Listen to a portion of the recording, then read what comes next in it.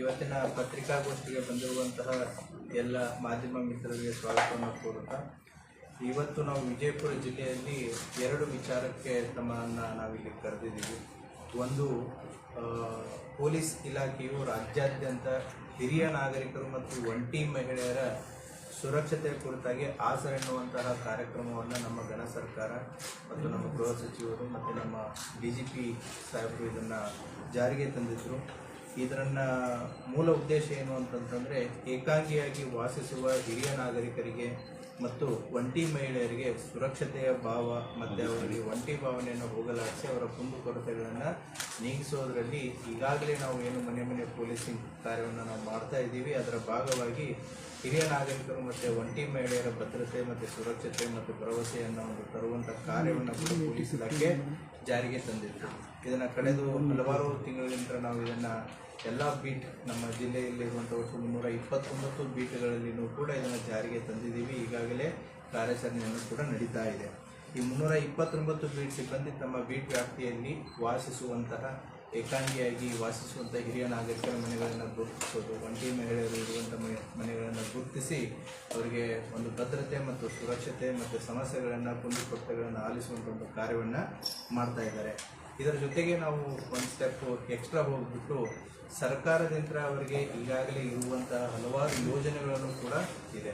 ಹೋಗಿ ಅವರ ಸುರಕ್ಷತೆ ಭದ್ರತೆಯ ಜೊತೆಗೆ ಅವರೇನಾದರೂ ಆ ಯೋಜನೆಗಳಿಂದ ವಂಚಿತರಾಗಿದ್ದರು ಅಂತಂತಂದರೆ ಆ ಯೋಜನೆಗಳನ್ನು ತಲುಪಿಸೋದನ್ನು ಕೂಡ ನಮ್ಮ ಬೀಟ್ ಸಿಬ್ಬಂದಿ ಒಂದು ಒಳ್ಳೆಯ ಕಾರ್ಯವನ್ನು ಕೂಡ ಮಾಡ್ತಾ ಇದ್ದಾರೆ.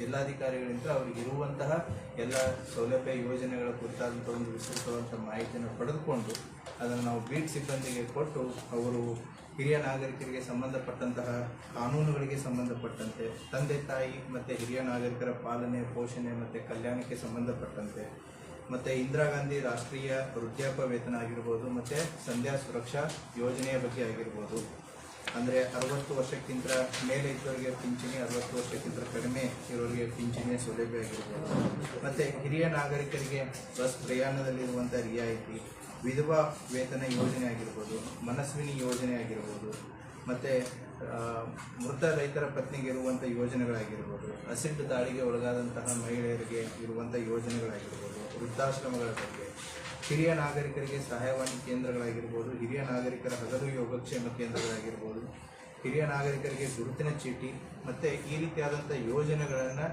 ಆಸರೆ ವಿಜಯಪುರ ಜಿಲ್ಲಾ ಪೊಲೀಸರು ಆಸರೆ ಕಾರ್ಯಕ್ರಮದ ಒಂದು ಭಾಗವಾಗಿ 28 ಪೊಲೀಸ್ ಠಾಣಾ ವ್ಯಾಪ್ತಿಗಳಲ್ಲಿರುವಂಥ ಒಟ್ಟು 329 ಬೀಟ್ಗಳಲ್ಲಿ ಇದನ್ನು ಜಾರಿಗೆ ತಂದಿದ್ದಾರೆ.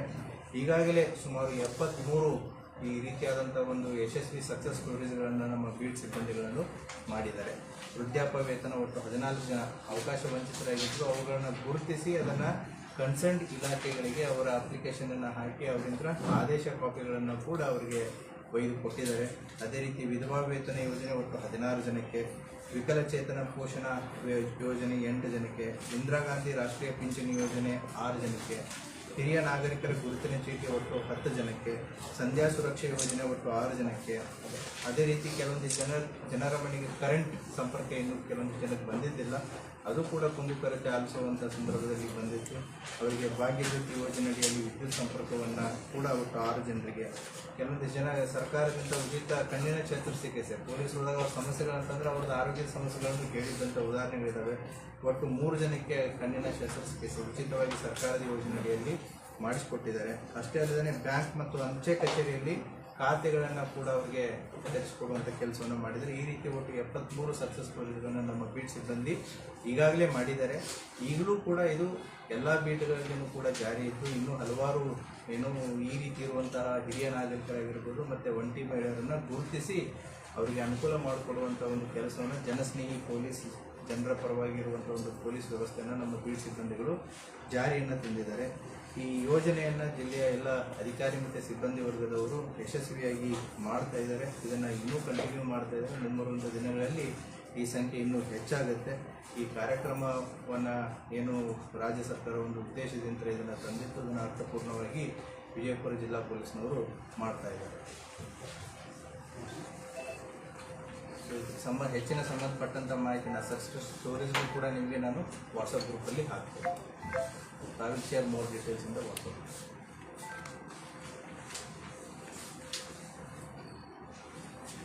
ಉದಾಹರಣೆಗೆ I will share those details. The success stories I will share.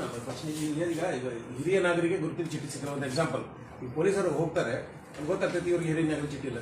ಹೌದು ಪ್ರೊಸೆಸ್ ಸ್ಟಾರ್ಟ್ಸ್. ಪ್ರೊಸೆಸ್ಸು ಆ ಕನ್ಸರ್ನ್ ಇಲಾಖೆಗೆ ಏನು ಯಾರಿಗೆ ಬೇಕಾಗಿರುತ್ತೆ ಅವರಿಂದನೇ ಪತ್ರ ವ್ಯವಹಾರ ಮಾಡ್ತಾರೆ. They will work as A facilitator. So they will facilitate the entire process. ಈಗ ತಹಶೀಲ್ದಾರ್ ಆಫೀಸಿಂದ ಕೆಲಸ ಆಗಬೇಕಾಗಿದ್ದರೆ ಅವರಿಂದ ಅರ್ಜಿಯನ್ನು ತಹಶೀಲ್ದಾರ್ ಆಫೀಸಿಗೆ ಕೊಡಿಸಿ ತಹಶೀಲ್ದಾರ್ ಆಫೀಸಲ್ಲಿ ಫಾಲೋ ಅಪ್ ಮಾಡಿ ಅದು ವರ್ಕ್ ಆರ್ಡರ್ ಆಗೋಗೂ ಕೂಡ ಅದನ್ನು ಪ್ರೊಸೆಸ್ನ ಇವರೇ ಫಾಲೋ ಅಪ್ ಮಾಡ್ತಾರೆ. ಪೊಲೀಸರಿಗೆ ಮಧ್ಯೆ ತರಬೇತಿ ಕೊಟ್ಟಿರೋ ಯಾವ್ಯಾವ ಇಲಾಖೆಗೆ ಯಾವ್ಯಾವ ಬರುತ್ತೆ ಅಂತ ಹೇಳಿ ಅಲ್ಲ? Yes we have given the details of the schemes. So ಸ್ಕೀಮ್ಸ್ಗಳ ಡೀಟೇಲ್ಸ್ನು ಕೂಡ ನಾವು ಈ ರೀತಿ ಮಾಡಿ ಕೊಟ್ಟಿದ್ದೀವಿ. ಯಾವ್ಯಾವ ಇಲಾಖೆಗೆ ಯಾವ್ಯಾವ ಯೋಜನೆಗಳು ಬರ್ತವೆ, ಸೊ ಯಾವ ರೀತಿ ಪ್ರೊಸೆಸ್ ಮಾಡಬೇಕು ಅಂತಂತೇಳಿ.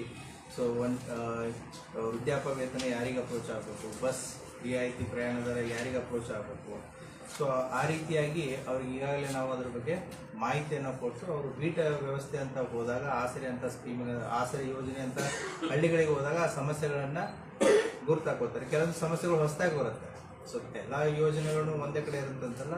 ಸೊ ಅವಾಗ ಸಂಬಂಧಪಟ್ಟಂತಹ ನಮ್ಮ ಇನ್ಸ್ಪೆಕ್ಟ್ರು PSI ಅವರು ತಹಶೀಲ್ದಾರ್ ಜೊತೆಗೆ ಚರ್ಚೆ ಮಾಡಿ ಏನು ಸಹಾಯ ಮಾಡೋಕ್ಕಾಗುತ್ತೆ ವಿತಿನ್ ದ ಏನೋ ಸರ್ಕಾರದ ಯೋಜನೆಗಳಲ್ಲಿ ಆ ರೀತಿಯಾದಂಥ ಒಂದು ಸಹಾಯವನ್ನು ನಮ್ಮ ಪೊಲೀಸ್ನವರು ಹಿರಿಯ ನಾಗರಿಕರಿಗೆ ಮತ್ತು ಒಂಟಿ ಮಹಿಳೆಯರಿಗೆ ಮಾಡಿಕೊಡ್ತಾ ಇದ್ದಾರೆ.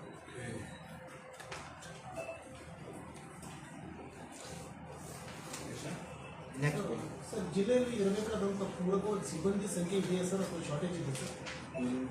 ಇಲ್ಲ ಸರ್, ಇದೇ ಇದಕ್ಕೆ ಕಟ್ಟೋದು ಅಂದರೆ ಈಗ ಹೆಚ್ಚುವರಿ ಹೊರ ಬೀಳ್ತಾ ಇದೆಯಾ ಸಿಬ್ಬಂದಿಗೆ ಅಂತ ಈ ಒಂದು ಕೆಲಸ. ಸೊ ಪೊಲೀಸರಿಗೆ ಇದೇ ಕೆಲಸ ಅದೇ ಕೆಲಸ ಅಂತಂತಲ್ಲ. ಸೊ ಪೊಲೀಸರದು ಒಟ್ಟಾರೆ ಕೆಲಸ ಏನು ಅಂತಂತಂದರೆ ಜನಸೇವೆ. It is a service oriented job. ಹೌದಾ? ಸೊ ಯಾವ ರೀತಿ ಕಷ್ಟಗಳು ಬರ್ತವೆ, ಯಾವ ರೀತಿ ಜನಸ್ನೇಹಿಯಾಗಿ ಜನರ ಪರವಾಗಿ ನಿಲ್ಲುವಂಥ ಕೆಲಸ ಏನು ಬರುತ್ತೆ, so that police department always stand by. ಇದಕ್ಕೇನಾದರೂ ವಾಲಂಟಿಯರ್ಸ್ ಸಪೋರ್ಟ್ ಏನಾದರೂ ತಗೊಳ್ಳಿ ಯೋಚನೆ ಇದೆ? ಇಲ್ಲ, ನಾವೇನು ವಾಲಂಟಿಯರ್ಸನ್ನು ತೊಗೊಂಡಿಲ್ಲ ಸರ್. ಬೇರೆ ಸಬ್ಜೆಕ್ಟ್ ಬೇರೆದು ಲಾಕ್ಡೌನ್ ಮಾನಿಟರಿಂಗ್ ಸಿಸ್ಟಮ್ ಇದೆ.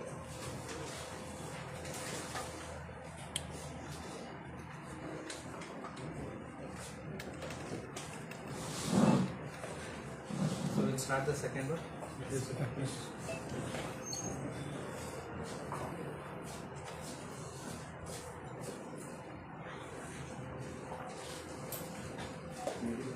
ಇವತ್ತಿನ ದಿನ ನಾವು ಪೊಲೀಸ್ ಇಲಾಖೆಯು ಸ್ವತ್ತಿನ ಅಪರಾಧಗಳನ್ನು ತಡೆಗಟ್ಟುವಲ್ಲಿ ಇನ್ನೊಂದು ಹೆಜ್ಜೆಯನ್ನು ಮುಂದುವರಿಸಿ ತಾಂತ್ರಿಕತೆಯನ್ನು ಯೂಸ್ ಮಾಡಿ, ನಮ್ಮಲ್ಲಿ ಇರುವಂತಹ ಈಗಾಗಲೇ ಎಕ್ಸಿಸ್ಟಿಂಗ್ ತಾಂತ್ರಿಕತೆಯನ್ನು ಯೂಸ್ ಮಾಡಿ ಈ ಕಳ್ಳತನ ಅಪರಾಧಗಳನ್ನು ತಡೆಗಟ್ಟುವ ನಿಟ್ಟಿನಲ್ಲಿ ಸಾರ್ವಜನಿಕರು ವಿವಿಧ ಕಾರಣಗಳಿಂದ ತಮ್ಮ ಮನೆಗಳನ್ನು ಕೀಲಿ ಹಾಕಿ ಬೇರೆ ಬೇರೆ ಪ್ರದೇಶಗಳಿಗೆ ಹೋದಾಗ ಅವರ ಮನೆ ಕಳ್ಳತನವನ್ನು ತಡೆಗಟ್ಟುವುದಕ್ಕೋಸ್ಕರ ಲಾಕ್ಡ್ ಹೌಸ್ ಬೀಟ್ ಸಿಸ್ಟಮ್ ಅನ್ನುವಂತಹ ಒಂದು ಉಪಕ್ರಮ, ಒಂದು ಬೀಟ್ ವ್ಯವಸ್ಥೆಯನ್ನು ನಾವು ಜಾರಿಗೆ ತರ್ತಾ ಇದ್ದೀವಿ. ಇದರಲ್ಲಿ ಏನು ಅಂತಂತಂದರೆ ಜನರು ಅವರ ಮನೆಗಳನ್ನು ಬಿಟ್ಟು ಹೋಗ್ತಾ ಇರಬೇಕಾದ್ರೆ ಅವರು ಕೆಲವೊಂದಿಷ್ಟು ಮಾಹಿತಿಯನ್ನು ನಮ್ಮ ಕಂಟ್ರೋಲ್ ರೂಮ್ದಲ್ಲಿರುವಂತಹ ಒಂದು ವಾಟ್ಸಪ್ ನಂಬರ್ಗೆ ಅವರು ಶೇರ್ ಮಾಡಬೇಕಾಗುತ್ತೆ. ಅದರ ಮನೆಯ ಹೆಸರು, ಮನೆಯ ವಿಳಾಸ, GPS ಲೊಕೇಶನ್ನು ಭಾಳ ಇಂಪಾರ್ಟೆಂಟು.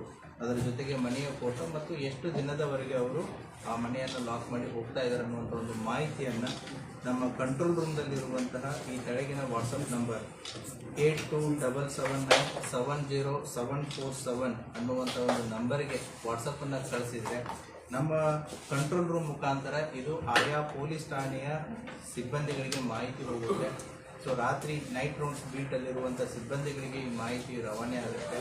ನೈಟಲ್ಲಿ ಅವರ ಮನೆಗಳಿಗೆ ಪೊಲೀಸ್ ಹೋಗ್ಬಿಟ್ಟು ಅದನ್ನು ಪರಿಶೀಲಿಸಿ ಒಂದು ಚೆಕ್ಕನ್ನು ಮಾಡುವಂಥ ಒಂದು ವ್ಯವಸ್ಥೆಯನ್ನು ಮಾಡಿದ್ದಾರೆ. ಆಮೇಲೆ ಸಾರ್ವಜನಿಕರು ಶೇರ್ ಮಾಡುವಂತಹ ತಮ್ಮ ಮಾಹಿತಿಯನ್ನು ಇಲ್ಲಿ ಇಲಾಖೆ ಅಡಿಯಲ್ಲಿ ಗೌಪ್ಯವಾಗಿ ಇಡಲಾಗುವುದು. ಈ ಉಪಕ್ರಮವು ಕೀಲಿ ಹಾಕಿದ ಮನೆಗಳ ಕಳ್ಳತನ ಪ್ರಕರಣಗಳನ್ನು ನಾವು ಪರಿಣಾಮಕಾರಿಯಾಗಿ ತಡೆಗಟ್ಟುವಲ್ಲಿ ಒಂದು ಸಹಾಯ ಆಗುತ್ತೆ. ಇದರ ಜನರ ಸಹಭಾಗಿತ್ವ ಭಾಳ ಇಂಪಾರ್ಟೆಂಟ್ ಇದೆ, ಫೆಸಿಲಿಟಿ ಇದೆ, ಅದನ್ನು ಬಳಸ್ಕೊಳ್ಳುವಂತಹ ಒಂದು ವ್ಯವಸ್ಥೆ ಆಗಬೇಕು. ಆದ್ದರಿಂದ ಇದರ ನಿಮಗೆ ಈಗಾಗಲೇ ನಾವು ಈ ಪ್ಯಾಂಪ್ಲೆಟನ್ನು ಕೂಡ ಶೇರ್ ಮಾಡಿದ್ದೀವಿ. ಈ ಪ್ಯಾಂಪ್ಲೆಟಲ್ಲಿ ಏನು ತಮಗೆ QR ಕೋಡು ಇದೆ. QR code opens the control room WhatsApp number. Control room WhatsApp number ಕೊಟ್ಟಿದ್ದೀವಿ ಇದರಲ್ಲಿ. ಸೊ ಅದರಲ್ಲಿ ಜನ ನಮಗೆ ಲಾಕ್ಡ್ ಹೌಸಸ್ ಅಂದರೆ ಮನೆಯಲ್ಲಿ ಇರದೇ ಇದ್ದಾಗ ಅವ್ರು ಹೋಗ್ಬೇಕಾದ್ರೆ ಏನೇನು ಮಾಹಿತಿಯನ್ನು ಈ ನಂಬರ್ಗೆ ಶೇರ್ ಮಾಡಬೇಕು ಅನ್ನುವಂಥದ್ದನ್ನು ಏನು ಕೊಡೋದಕ್ಕೆ ತಿಳಿಸಲಾಗಿದೆ. ಅದೇ ರೀತಿ ಈ ಮಾಹಿತಿಯನ್ನು ಕೊಟ್ಟಾಗ ನಮ್ಮ ಕಂಟ್ರೋಲ್ ರೂಮ್ನಲ್ಲಿ ಇದು ಎವ್ರಿಡೇ ಮಾಹಿತಿ ಕಂಪೈಲ್ ಆಗ್ತಾ ಹೋಗುತ್ತೆ. ಸೊ ಸಾಯಂಕಾಲ ಹೊತ್ತು ಆ ಮಾಹಿತಿಯನ್ನು ನಾವು ಕನ್ಸರ್ನ್ ಪೊಲೀಸ್ ಠಾಣೆಗೆ ಕೊಟ್ಟು ರಾತ್ರಿ ಬೀಟ್ ವ್ಯವಸ್ಥೆ ಏನಿದೆ ಆ ಸಂದರ್ಭದಲ್ಲಿ ಅವರ ಮನೆಗೆ ರಾತ್ರಿ ಹೊತ್ತು ವಿಸಿಟ್ ಮಾಡಿ ಪರಿಶೀಲನೆ ಮಾಡಿ ಒಂದು ರಕ್ಷಣೆ ಮಾಡುವಂಥ ಕಾರ್ಯವನ್ನು ಪೊಲೀಸರು ಮಾಡ್ತಾರೆ. ಸೊ ಇದಕ್ಕೆ ಈಗಾಗಲೇ ಇದನ್ನು ಏನು ಮಾನ್ಯ ಗೃಹ ಮಂತ್ರಿಯವರು ಕರ್ನಾಟಕ ರಾಜ್ಯಾದ್ಯಂತ ಜಾರಿಗೆಯನ್ನು ತರೋದಕ್ಕೆ ಹೇಳಿದ್ದಾರೆ. ಈಗಾಗಲೇ ನಮ್ಮ ಇಲಾಖೆಯನ್ನು ಕೂಡ ಕೆಲವೊಂದಿಷ್ಟು ನಗರಗಳಲ್ಲಿ ಕೆಲವೊಂದಿಷ್ಟು ಸಿಟಿಗಳಲ್ಲಿ ಇದನ್ನು ಜಾರಿಗೆ ತಂದಿದ್ದಾರೆ. ಇವತ್ತಿಂದ ನಾವು ನಮ್ಮ ಜಿಲ್ಲೆಯಾದ್ಯಂತ ಇದನ್ನು ನಾವು ಜಾರಿಗೆ ತರ್ತಾ ಇದ್ದೀವಿ. ಆದ್ದರಿಂದ ಸಾರ್ವಜನಿಕರು ಈ ಇರುವಂಥ ಒಂದು ವ್ಯವಸ್ಥೆಯನ್ನು ಲಾಕ್ಡ್ ಹೌಸಸ್ ಬೀಟ್ ಸಿಸ್ಟಮ್ ಅನ್ನುವಂಥ ಒಂದು ವ್ಯವಸ್ಥೆಯನ್ನು ತಾವು ಹೆಚ್ಚು ಬಳಸ್ಕೊಂಡಾಗೆ ಅದು ತಮಗೆ ಸಾರ್ವಜನಿಕರಿಗೆ ಅನುಕೂಲ ಆಗುತ್ತೆ. ಇದರ ಬಗ್ಗೆ ಮಾಧ್ಯಮದವರು ಹೆಚ್ಚಿನ ಪ್ರಚುರಪಡಿಸಿ ಇದನ್ನು ಸಾರ್ವಜನಿಕರಿಗೆ ಒಂದು ಪೊಲೀಸರ ಜೊತೆಗೆ ಸಾರ್ವಜನಿಕರ ಸಹಕಾರ ಇದ್ದು ಪೊಲೀಸರು ಅದನ್ನು ಅಟೆಂಡ್ ಮಾಡೋದಕ್ಕೆ ಅನುಕೂಲ ಆಗುತ್ತೆ. ಆಮೇಲೆ ಈ ಅಪರಾಧ ಕಳ್ಳತನದ ಪ್ರಕರಣಗಳನ್ನು ತಡೆಗಟ್ಟುವಲ್ಲಿ ನಮಗೆ ಅನುಕೂಲ ಆಗುತ್ತೆ. Thank you. Yes, contact number ಇದರಲ್ಲಿ ಕೊಡಲಾಗಿದೆ 8277970747. ಈ ಪ್ರೆಸ್ ನೋಟಲ್ಲೂ ಇದೆ, ಈ ಪ್ಯಾಂಪ್ಲೆಟಲ್ಲೂ ಇದೆ. ನಾವು ಸೋಷಿಯಲ್ ಮೀಡಿಯಾದಲ್ಲಿ ತಮಗೆ ಈ ಪ್ಯಾಂಪ್ಲೆಟನ್ನು ಶೇರ್ ಮಾಡ್ತೀವಿ. ಸೊ ವಿಡಿಯೋನು ಕೂಡ ಶೇರ್ ಮಾಡ್ತೀವಿ, ಹೌ ಇಟ್ ವರ್ಕ್ಸ್ ಅಂತಂತೇಳಿ. ಸೊ ಇದನ್ನು ಹೆಚ್ಚು ನೀವು ಬಳಸ್ತಾ ಹೋದಂಗೆ ಇದರದ ಯೋಜನೆ ಪರಿಣಾಮವಾಗಿ ಯಾಕಂತಂದರೆ it depends upon how much public will use it. ಅವ್ರು ಹೆಚ್ಚು ಬಳಕೆ ಮಾಡಿದಷ್ಟು ಇದರ ವ್ಯವಸ್ಥೆ ಪರಿಣಾಮಕಾರಿಯಾಗಿ ಆಗ್ತಾ ಹೋಗುತ್ತೆ. ತಾವು ಕೂಡ ಮಾಧ್ಯಮದವರು ತಮ್ಮನ್ನೇ ಲಾಕ್ ಮಾಡಿ ಹೋಗ್ಬೇಕಾದ್ರೆ ಈ ವ್ಯವಸ್ಥೆಯನ್ನು ಒಂದ್ಸರಿ ಚೆಕ್ ಮಾಡಿ. We need feedback. ಯಾಕಂತಂದರೆ ಇದು ಹೊಸ ವ್ಯವಸ್ಥೆ ಇರೋದ್ರಿಂದ ಹೇಗೆ ವರ್ಕ್ ಆಗುತ್ತೆ ಹೇಗಿಲ್ಲ ಅನ್ನೋದು ಕೂಡ ನಮಗೆ ಫೀಡ್ಬ್ಯಾಕ್ ಮುಖಾಂತರ ಗೊತ್ತಾಗುತ್ತೆ. ಈ ಫೀಡ್ಬ್ಯಾಕ್ ಬಂದಷ್ಟು ಕೂಡ ನಾವು ಇದನ್ನು ಇರುವಂತಹ ಕೊರತೆಗಳನ್ನು ಅಟೆಂಡ್ ಮಾಡಿ ಇದನ್ನು ಇಂಪ್ರೂವ್ ಮಾಡೋದಕ್ಕೆ ಅವಕಾಶ ಆಗುತ್ತೆ. Number across the Karnataka same ಇದೆ, ಇದು ನಮ್ಮ ಜಿಲ್ಲಾವಾರು ನಂಬರ್ ಇದೆ. ಇವಾಗ ಸದ್ಯದ ಮಟ್ಟಿಗೆ ಈಗಾಗಲೇ ನಮ್ಮದು ಕರ್ನಾಟಕ ಸ್ಟೇಟ್ ಪೊಲೀಸ್ ಅಪ್ಲಿಕೇಶನ್ ಇದೆ, KSP ಆ್ಯಪ್ ಅಂತ ಇದೆ. ತಾವೆಲ್ಲ ಅದರಲ್ಲಿ ಸಾಕಷ್ಟು ಮಾಹಿತಿ, ಪೊಲೀಸ್ ಸ್ಟೇಷನ್ ಜ್ಯೂರಿಸ್ಡಿಕ್ಷನ್ನು, ಮಿಸ್ಸಿಂಗ್ ಕೇಸಸ್ಸು, ಹಲವಾರು ಮಾಹಿತಿಗಳು ಅದರಲ್ಲಿದೆ. ಮುಂಬರುವಂಥ ದಿನಗಳಲ್ಲಿ ಈ KSP ಆ್ಯಪ್ ಜೊತೆಗೇ ಅಕ್ರಾಸ್ ಕರ್ನಾಟಕ ಈಗ ಜಿಲ್ಲಾವಾರು ಇರುವಂತಹ ಒಂದು ವ್ಯವಸ್ಥೆಯನ್ನು ನಾವು ಬಳಸ್ಕೊಂಡು ಇದನ್ನು ಮಾಡ್ತಾ ಇದ್ದೀವಿ. ಮೋಸ್ಟ್ ಪ್ರಾಬಬ್ಲಿ ಮುಂಬರುವಂಥ ದಿನಗಳಲ್ಲಿ ಆ KSP ಆ್ಯಪ್ ಅಡಿಯಲ್ಲೇ ಇದೊಂದು ಸಾರ್ವಜನಿಕರಿಗೆ ಉಪಯುಕ್ತವಾಗುವಂಥ ಒಂದು ಈಗೇನು ನಾವು ಲಾಕ್ಡ್ ಹೌಸ್ ಬೀಟ್ ಸಿಸ್ಟಮ್ ಅಂತ ಕೊಟ್ಟಿದ್ದೀವಿ, ಆ ವ್ಯವಸ್ಥೆನ ಆ ಆ್ಯಪಲ್ಲೇ ತರುವಂಥ ಸಾಧ್ಯತೆಗಳನ್ನು ಕೂಡ ಇದೆ. ಆವಾಗ ಅದು ಅಕ್ರಾಸ್ ಕರ್ನಾಟಕ ಸೇಮ್ ಆಗಿಬಿಡುತ್ತೆ. But as of now this is for ಜಿಲ್ಲಾವಾರು. Thank you sir. Sir, 2 subject ಹಾಂ ಕೇಳಿ ಅಲ್ಲೇ ಹೊರಗೆ ಸರ್, ಗಾಂಧಿ ಚೌಕಲ್ಲಿ ಫುಟ್ಪಾತ್ನಾಗ 2 ಆಫೀಸರ್ಗಳಿಗೆ ತೊಂದರೆ, ಆಮೇಲೆ ಅಕ್ರಾಸ್ ಮೇಲೆ 1 by 1 ಹೋಗೋಣ. ಈಗ ಏನು ಗಾಂಧಿ ಚೌಕ ಫುಟ್ಪಾತ್ ಮೇಲೆ ಜನ ಕೂಡ್ತಾರೆ ಅಂತ ಹೇಳ್ತಾ ಇದ್ದೀವಿ. Yes I completely agree with you. Police ಇಲಾಖೆ ನಾವು ಅವಾಗ ಅದನ್ನು ಕ್ಲಿಯರ್ ಮಾಡ್ತಾ ಇರ್ತೀವಿ. ಬಟ್ ನೀವು ಯೋಚನೆ ಮಾಡಬೇಕು, ಇದರಲ್ಲಿ ಅವರಿಗೆ ಒಂದು ಅಲ್ಟರ್ನೇಟಿವ್ ವ್ಯವಸ್ಥೆಯನ್ನು ಮಾಡಿಕೊಡ್ಬೇಕಾಗಿದೆ. ಅದರಲ್ಲಿ corporation place A very important role. ಹಾಗಾಗಿ ಅವ್ರಿಗೆ ಅಲ್ಟರ್ನೇಟಿವ್ ವ್ಯವಸ್ಥೆ ಮಾಡಿಕೊಟ್ಟು ಅಂತಂತಂದ್ರೆ ಹೋಗಿ ಅವರಲ್ಲಿ ಕೊಟ್ಕೋತಾರೆ. ಇಲ್ಲ ಗಂಟೆ ಮೇಲೆ ಕೊಡೋದಕ್ಕೆ ಸ್ಟಾರ್ಟ್ ಮಾಡ್ತಾರೆ, ಪೊಲೀಸ್ನವ್ರು ಬಂದು ಕ್ಲಿಯರ್ ಮಾಡೋದಾಗುತ್ತೆ. So mainly the corporation has to take care of it. Police ಇಲಾಖೆ ಅವ್ರಿಗೆ ಏನು ಸಹಾಯ ಸಹಕಾರ ಬೇಕು ನಾವು ಮಾಡೋದಕ್ಕೆ ರೆಡಿ ಇದ್ದೀವಿ. And we do keep regular ಆಗಿ ಅವ್ರು ಫುಟ್ಪಾತ್ ಪ್ಲೇಯರ್ಸ್ ನೀವು ನೋಡ್ತಾ ಇರ್ತೀರ, every day evening foot patrolling ನಡೀತಾ ಇರುತ್ತೆ. That is the main purpose, to keep the roads clear ಮತ್ತು ಫುಟ್ಪಾತ್ ಕ್ಲಿಯರ್. ಬಟ್ ಅವ್ರಿಗೆ ಅಲ್ಟರ್ನೇಟಿವ್ ಸೊಲ್ಯೂಷನ್ ಬೇಕು. ಯಾಕಂದರೆ ಅವ್ರಿಗೆ ಹೊಟ್ಟೆಪಾಡು ಇಂಪಾರ್ಟೆಂಟ್. ನಮ್ಮ ಥರನೂ ಕೂಡ ಅವ್ರದ್ದು ಹೊಟ್ಟೆಪಾಡಿದೆ. ಅವ್ರಿಗೆ ಅಲ್ಟರ್ನೇಟಿವ್ ನಾವು ಜಾಗ ಕೊಡೋದೇ ಅವ್ರನ್ನ ನಾವು ಒಂದು ರೀತಿ ಆಕ್ರಮಣಕಾರಿಯಾದಂಥ ಒಂದು ಸ್ಟೆಪ್ಪನ್ನು ತಗೊಳ್ಳೋದು ಕಷ್ಟ ಆಗುತ್ತೆ. ನೆಕ್ಸ್ಟ್ ಎಸ್, ಅದೊಂದು ಇಂಪಾರ್ಟೆಂಟ್. ಆಮೇಲೆ ಅದೇ ಥರ ಆಟೋನ ಓಡಿಸ್ತಾ ಇದ್ದಾರೆ. ನೀವು ಜನವರಿಯಲ್ಲಿ ನೋಡಿರ್ಬೋದು, entire operation was with autos, ಹೌದಲ್ವಾ? ಸೊ ಆಟೋಗಳಲ್ಲಿನೂ ಕೂಡ ಸಾಕಷ್ಟು ಜನ ಡಿಸಿಪ್ಲಿನ್ ಬಗ್ಗೆ ಆಗಿರ್ಬೋದು, ಆಟೋಗಳು ಅಲ್ಲಿ ಇಲ್ಲಿ ನಿಲ್ಲಿಸೋದ್ರ ಬಗ್ಗೆ ಆಗಿರ್ಬೋದು, ಸಾಕಷ್ಟು ಅವಾಗಲೂ ಕೂಡ ಅವ್ರ ಮೇಲೆ ಸ್ಪೆಷಲ್ ಡ್ರೈವನ್ನು ಮಾಡಿಬಿಟ್ಟು ಆಟೋದಲ್ಲಿನೂ ಕೂಡ ಡಿಸಿಪ್ಲಿನ್ ತರೋದಕ್ಕೆ ಸಾಕಷ್ಟು ಪ್ರಯತ್ನಗಳು ಆಗಿದೆ. ಅದು ನಿರಂತರವಾದಂಥ ಒಂದು ಪ್ರಕ್ರಿಯೆ. ಅದೇ ರೀತಿ ಈಗ ನಾವು ಜಿಲ್ಲಾದ್ಯಂತ ಈಗ ಬರುವಂಥ ಜೂನ್ ತಿಂಗಳಲ್ಲಿ ಶಾಲಾ ಕಾಲೇಜುಗಳು ಮತ್ತೆ ಪ್ರಾರಂಭ ಆಗುತ್ತೆ. ನಾವು ಪೋಷಕರಿಗೆ ಏನು ಕೇಳ್ತಾ ಇದೀವಿ ಅಂತಂದರೆ, ನಾವು ಸಾಕಷ್ಟು ಅಪಘಾತ ಪ್ರಕರಣಗಳನ್ನ ನೋಡಿದಾಗ ಕೆಲವೊಂದಿಷ್ಟು ಅಪರಾಧ ಪ್ರಕರಣಗಳಲ್ಲಿ ಮೈನರ್ಸ್ ಡ್ರೈವ್ ಮಾಡ್ತಾ ಇರೋದು ಮತ್ತು ಮೈನರ್ಸ್ ವಿಕ್ಟಿಮ್ ಆಗಿರೋದನ್ನು ಕೂಡ ನಾವು ಸಾಕಷ್ಟು ನೋಡ್ತಾ ಇದ್ದೀವಿ. ಸೊ 2 ವೀಲರ್ ಇರ್ಬೋದು, 4 ವೀಲರ್ ಇರ್ಬೋದು, 3 ವೀಲರ್ ಇರ್ಬೋದು, any vehicle for that matter. So ಅಪ್ರಾಪ್ತರಿಗೆ ನೀವು ವೆಹಿಕಲ್ಸ್ಗಳನ್ನ ಕೊಟ್ಟು ಚಲಾವಣೆ ಮಾಡೋದಕ್ಕೆ ಕಾರಣೀಕರ್ತರು ಯಾರಾಗ್ತಾರೆ ಅಂದರೆ ಅವರು ಗಾರ್ಡಿಯನ್ಸ್ ಆಗ್ತಾರೆ. ಗಾರ್ಡಿಯನ್ಸ್ ಅವ್ರ ಪೋಷಕರಾಗಿರ್ಬೋದು ಅಥವಾ ಅವರನ್ನು ನೋಡ್ಕೊಳ್ಳೋರಾಗಿರ್ಬೋದು. ಆ ಹಿನ್ನೆಲೆಯಲ್ಲಿ ಕೂಡ ನಾವು ಡ್ರೈವನ್ನ ಸ್ಟಾರ್ಟ್ ಮಾಡಿದ್ದೀವಿ. ಈಗಾಗಲೇ 4 ಕೋರ್ಟ್ ಜಡ್ಜ್ಮೆಂಟ್ಗಳನ್ನ ಕೂಡ ತಾವು ನೋಡಿದ್ದೀರಾ. ಸುಮಾರು 25,000 ದಂಡ ಮತ್ತು ಡ್ರೈವಿಂಗ್ ಲೈಸೆನ್ಸ್ನ 25 ವರ್ಷ ಅವು ಅಪ್ರಾಪ್ತರು 25 ವರ್ಷ ಆಗೋವರೆಗೂ ಕೂಡ ಡ್ರೈವಿಂಗ್ ಲೈಸೆನ್ಸ್ ಕೊಡಬಾರ್ದು ಅನ್ನೋದನ್ನು ಕೂಡ ಕೋರ್ಟ್ ಆದೇಶ ಮಾಡಿದ್ದನ್ನು ನೋಡಿದ್ದೀರಾ. ಮತ್ತು ಅದು ಗಾಡಿ ಏನು ಡಾಕ್ಯುಮೆಂಟೇಷನ್ ಆಗಿತ್ತು ಅದನ್ನು ಕೂಡ 1 ಇಯರ್ವರೆಗೂ ಕೂಡ ಕ್ಯಾನ್ಸಲ್ ಮಾಡುವಂಥ ಜಜ್ಮೆಂಟ್ಗಳನ್ನ ಕೂಡ ತಾವು ನೋಡಿದ್ದೀರಾ.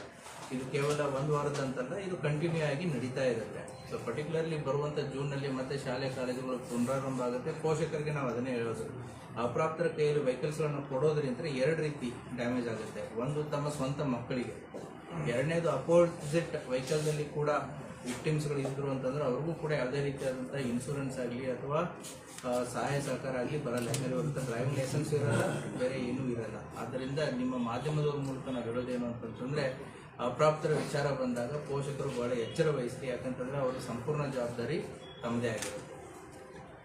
ಸರ್, ಆಟೋ ಚಾಲಕ ಡಿಸಿಪ್ಲಿನೇ ಇಲ್ಲ